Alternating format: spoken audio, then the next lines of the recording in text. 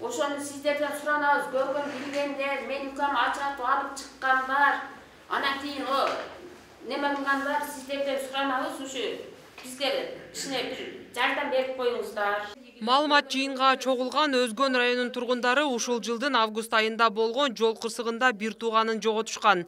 Алардын айтымында Ош-Бишкек жолунда Тагырагы Жаңарык айылында Деу-Тико жана Lexus 470 үлгүсүндөгү автоунаалар кагылышып, алардын бир тууганы Тико унаасынын айдоочусу кырсык болгон жерде каза болгон. Эми ушул нерсе саат 10:30 болгон. 10:30 бизге звонок кылып, бизге кабар бербей, ошол жерден баардык өздөрү бүтүрүшүп, мени тартышып, машинаны стоянкага алып келишип, укамы моргко алып барышып, анан саат бизге бирлерде кабар берип атышат. Эми ушул жерде биз деле айтып коюшса, биз деле убагында барып, ошол жерге күбө болсок боло беле. Бул жерде чындык болгон эмес. Уруп кеткен адам Казакстандын жараны, анын жанында кайнатасы дагы бир 3-4 болгон. Эми ушул жерде биз акыйкаттык болот десек, акыйкаттык болбоду. Кара Суу районунда каралды. Маркумдун жакындары бул ишти карап жаткан Кара Суу райондук ички иштер бөлүмүнө ишеним билдирбестигин айтышты.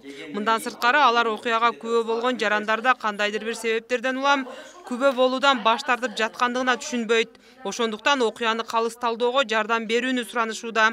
Ушуларды көргөн билгендер, бизге кайрылып коюңуздар.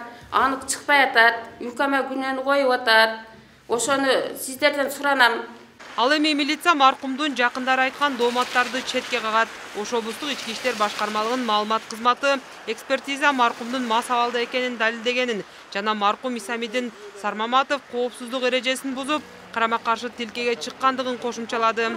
Бул жерде эми алардын ою ошондо билем. Эгер пара берген болсо, ошо соттук медициналык экспертизанын, соттук техникалык экспертизанын бүтүмүн экөөнү тең барып паралай албайт да, бул мүмкүн эмес. Эгер ошондой ойлор болсо айтып коем, жогорку тиешелүү органдарга кайрылса болот. Ошол экспертизалар кайрадан чыгартырса болот. Бул алардын укугу, алардын ою ал. Бирок бул жерде биз мындай расмий түрдө айта алабыз, тергөө бардык ошо мыйзамдарды сактоо менен болду. Кечээ күнү 16 октябрда сот иши кыскартылган. Эми ага нааразы болгон тарап кайра жогорку инстанцияларга кайрылса болот. Ош облусунун аймагында 2020-жылдын 10 айынын ичинде 472 жол кырсыгы катталып, анын кесепетинен 107 адам каза болгон. Ал эми 699 адам денесинен ар түрдүү жаракат алган. Жол кырсыгы катталган учур быйылкы жылга салыштырмалуу аз, бирок адам өлүмү катталган учур көп.